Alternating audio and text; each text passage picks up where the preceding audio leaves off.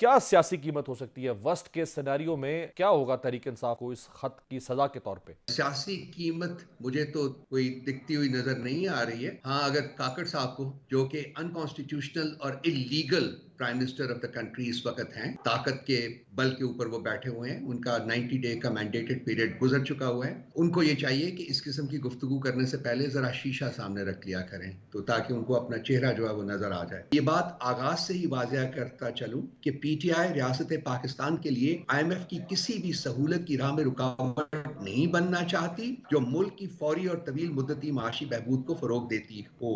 मकसद यह है कि जो आईएमएफ का अपना मैंडेट है, जिसके तहत वो मुख्तलिफ ममालिक से एंगेज करती है इकोनॉमिकली, उसमें एक जो उनका है, जो हमने कोट किया है, पैराग्राफ नंबर 19 है उसका, उसमें वो कहते हैं कि अमला ये भी निशानदही कर सकता है, आईएमएफ का अमला, कि बदउनवानी की वसी अफवाहों के माहौल में जहां अफवाहों पर हकीकतन एतबार भी किया जा सकता हो, ऐसे खदशात को दूर करने के लिए एक आजादाना ऑडिट का अमल जरूरी हो सकता है। हमने इसको इन्वोक किया अपने आर्टिकल में और कहा है कि पाकिस्तान की जो सिचुएशन है, जहां के इलेक्शन चुराया गया है, हमने कहा है कि जो पाकिस्तान की अनस्टेबल सिचुएशन है वो डिमांड करती है कि आप यहां ऑडिट कराने की तरफ बढ़ें, ताकि आपको खुद पता चल जाए कि किस तरीके से ये इलेक्शन चुराया गया है। पाकिस्तान की जरूरत इस वक्त सियासी इस्तेकाम वाली हुकूमत है। रऊफ साहब, इस खत के बाद पीएमएलएन ने, पीपल्स पार्टी ने और जितने भी आपके मुखालिफिन नाकिदीन हैं, वो ये बार बार परसेप्शन डेवलप कर रहे हैं कि आप आईएमएफ को दरअसल ये कहना चाहते हैं बिटवीन द लाइंस के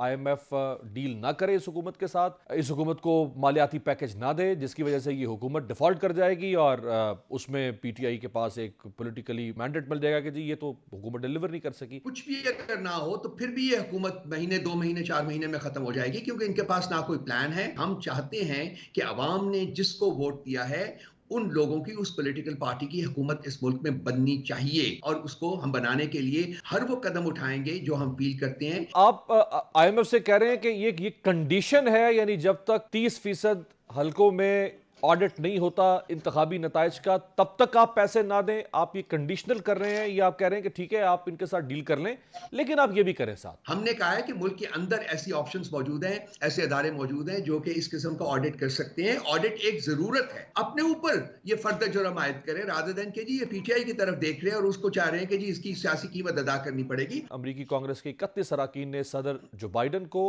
और स्टेट डिपार्टमेंट को खत लिखा है, जिसमें पाकिस्तान में होने वाले जो ये मुतनाज़ इंतखाबात हैं उन पर सवालात उठा दिए गए हैं। पाकिस्तान की जो एक्सपैट कम्युनिटी है वो बड़ी इंपॉर्टेंट किस्म की कम्युनिटी है अमेरिका में, और ये उनका अपना इनिशिएटिव है। और मेरा ख्याल है कि मेरी इंफॉर्मेशन ये है कि कुछ और सेनेटर्स जो और कांग्रेसमैन जो है वो भी प्रेसिडेंट बाइडन को खत लिख रहे हैं इस सिलसिले में। बिकॉज देखिए, ये ना सिर्फ ये कि जी अमेरिका में ये नोटिस किया गया है, ये यूके में भी नोटिस किया गया है, ये ईयू में भी नोटिस किया गया है। उनके जो ऑब्जर्वर ग्रुप्स आए थे, मेरी उनके साथ मुलाकात हुई है, उन्होंने हमें इन्वाइट किया था, हमने उनके साथ बैठ के क्रॉस द टेबल ये सब कुछ डिस्कस किया है। ऑस्ट्रेलिया और ने भी अभी मुझे स्टेटमेंट दी है। ये एक ऐसा भोंडा मजाक है जो इस मुल्क के साथ किया गया है, जो कि सारी दुनिया को नजर आ रहा है। अब ये सब लोग आएंगे, लाजमी आएंगे, कुछ करेंगे, लेकिन हम किसी की इंटरवेंशन सीख नहीं कर रहे। कुछ लोग ये आवाज उठा रहे हैं कि अमेरिका या जो आलमी ताकतें हैं वो इस नौ मुत्तखिब हुकूमत को तस्लीम ना करें। हमारी कोई ख्वाहिश नहीं है कि कोई और मुल्क हमारे मामलात में दखल दे, लेकिन यह भी इंपॉर्टेंट है कि हमारे जो साहिब इख्तिदार लोग हैं उनको समझ आनी चाहिए